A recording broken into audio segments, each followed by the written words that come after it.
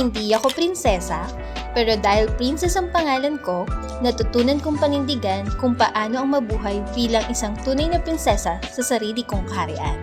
Ang una kong kaharian, ang aking mismong tahanan. Hindi gaya ng ibang prinsesa, ako ang nagtitimpla ng sarili kong tsokolate.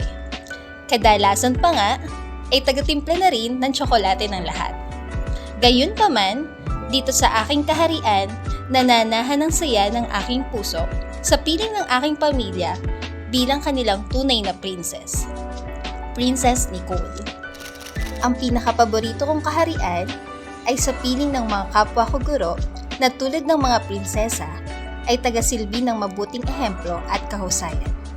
Sa araw-araw na pagpasok, bitbit ko ang pangakong isa akong magiging mabuting prinsesa na laging handang umalalay sa aking mga unit members. Laging bitbit ang husay na mamuno at maging isang mabuti at masipag na ehemplo dahil nagmula sa paborito kong kaharian ang mga magigiting na tagapagtanggol ng karunungan. Higit sa lahat, ito ang pinagmulan kong kaharian, ang mga silid-aralan.